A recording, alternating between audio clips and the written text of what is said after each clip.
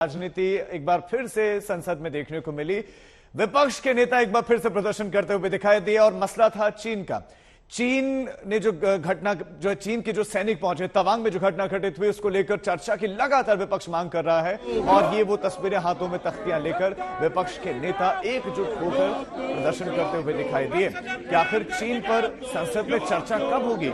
इस प्रश्न को जोर से एक बार फिर से उठाया गया कि आप चर्चा क्यों नहीं करें। इस बीच में लोकसभा स्पीकर ने भी बातचीत की है, सबसे मीटिंग की है और इसमें यह निष्कर्ष निकला है कि शांतिपूर्वक सत्र को चलाया जाएगा। लेकिन फिर भी ये प्रदर्शन करते हुए आज दिख रहे हैं विपक्ष के लीडर्स, जिनमें तमाम बड़े जो विपक्ष के लीडर्स हैं वो नजर आ रहे हैं। चीन तनाव पर चर्चा की लगातार मांग कर रहे हैं कि एक सूत्रीय मांग है कि इस पर तो चर्चा होनी ही चाहिए, लेकिन अभी तक चीन के उस अतिक्रमण या चीन की जो नापाक कोशिश थी उस बारे में चर्चा सदन में नहीं हो पाई है।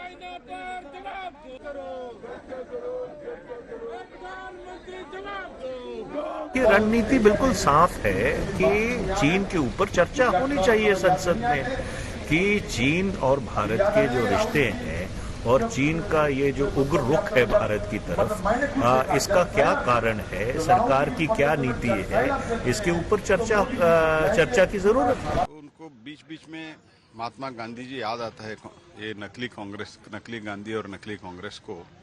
ये तो अच्छी बात है, that's a good thing, but I would like to remind them one thing.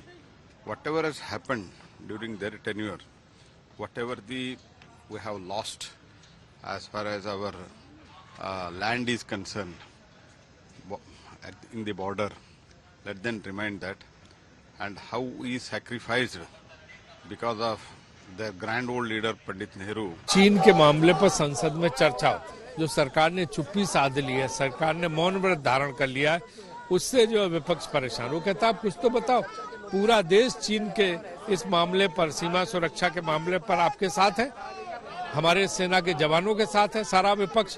तो आपको फिर जो है इस पे चर्चा कराने से क्या गुरेज, आप इस पे चर्चा कराइए, लोगों के सुझाव लीजिए, कड़े कूटनीतिक कदम उठाइए। सोनिया गांधी ने अपनी संसदीय दल की बैठक में भी कहा है कि कड़े कूटनीतिक कदम उठाने चाहिए और आर्थिक कदम उठाने चाहिए चीन के मामले में। वहाँ पर सरकार कुछ कर नहीं रही, इसकी वजह से उसके हौसले बढ़ते जा रहे हैं। एक तरफ चाइना हम पर वार कर रहा है, हमारे सैनिकों को आकर बार बार बॉर्डर पे कन्फ्रंट कर रहा है। दूसरी तरफ हमारा ट्रेड व्यापार जो बढ़ रहा है चाइना के साथ, second largest partner, trading partner हमारा है तो चाइना है। 29% इंक्रीज हुआ है पिछले 8 सालों में। गलवान के बाद उम्मीद थी कि ये ट्रेड खत्म होगा, पर वो ट्रेड और बढ़ा है। तो ये सवाल पूछना लाजमी है कि आप एक तरफ आत्मनिर्भर भारत की बात करते हैं, दूसरी तरफ हम बॉर्डर पे इस तरीके का विवाद देख रहे हैं और आप इसके बारे में चर्चा नहीं करने दे रहे हैं। क्या हमारे सैनिकों को और हमारी सैनिकों की तरफ जिम्मेदारी नहीं है?